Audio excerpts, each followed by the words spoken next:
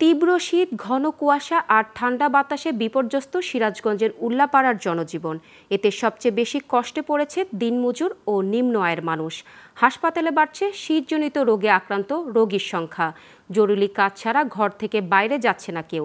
এদিকে এমন শীতেও সরকারি কোনো সহযোগিতা না পাওয়ার অভিযোগ তুলেছেন ছিন্নমূল মানুষেরা। সিরাজগঞ্জের উল্লাপাড়া থেকে মইনুল হোসাইনের তথ্যচিত্রে ডেস্ক রিপোর্ট। মৃদু শৈত্যপ্রবাহে বিপর্যস্ত হয়ে পড়েছে সিরাজগঞ্জের উল্লাপাড়ার জনজীবন। কয়েকদিন ধরে দুপুরের আগে সূর্যের দেখা মিলছে না, আর ঘন কুয়াশায় যানবাহন চলাচলে সমস্যা হচ্ছে। দুর্ঘটনা এড়াতে বগুড়া পাবনা মহাসড়ক ও আঞ্চলিক সড়ক দিয়ে হেডলাইট জ্বালিয়ে চলছে যানবাহন। ঘন কুয়াশা আর হিম বাতাসে বেশি বিপাকে পড়েছে নিম্ন আয়ের মানুষ। প্রয়োজন ছাড়া কেউ বাইরে বের না হয় চরম দুর্ভোগে দরিদ্র ও শ্রমজীবীরাও। কাজ করতে পারতেছি না, মানে শীতে হাত মাত ঘরে বসা আছি। কুয়াশা বাতাস প্রচুর পরিমাণ, ঘর থেকে বের হওয়া যায় না। এই অবস্থা একেবারে কাম হারা যাবি, গরিব মানুষ আমরা, একেবারে সংসার চালাবি।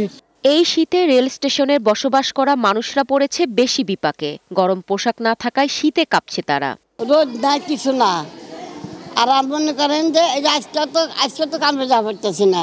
প্রচন্ড শীত, কুয়াশা, এর মধ্যে কামে যেতে পারেন, আমরা অনাহারে থাকি। যদি সরকার আমাদের কিছু কম্বল সাহায্য করতো তাহলে আমরা একটু জানে আরাম পাইতাম। চিকিৎসকরা বলছেন, শীতের ঠান্ডার তীব্রতা বেড়ে যাওয়ায় হাসপাতালে বাড়ছে রোগীর সংখ্যা। তাই গরম পোশাক পরে বাইরে যাওয়ার পরামর্শ তাদের।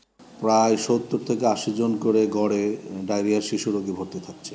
রোগ শুরু হওয়ার প্রথম দিকেই যদি হাসপাতালে চিকিৎসা নিতে আসে, ডাক্তারের পরামর্শ নেয়, আমাদের সরকারি হাসপাতালের সার্বক্ষণিক আমরা আছি। এবার এই উপজেলার 14টি ইউনিয়ন ও একটি পৌরসভা থেকে এরই মধ্যে সরকারি কম্বল বিতরণ শুরু করা হয়েছে বলে জানালেন উপজেলা নির্বাহী কর্মকর্তা।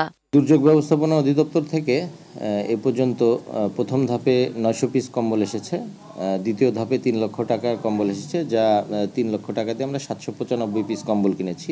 স্থানীয় সরকার মন্ত্রণালয় থেকে 2000 পিস কম্বল এসেছে, সেগুলো আমরা বিতরণ করছি এবং চলমান রয়েছে, এটা এই ধারা অব্যাহত থাকবে।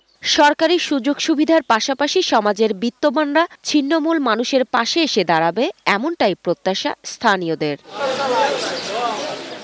Global television news desk.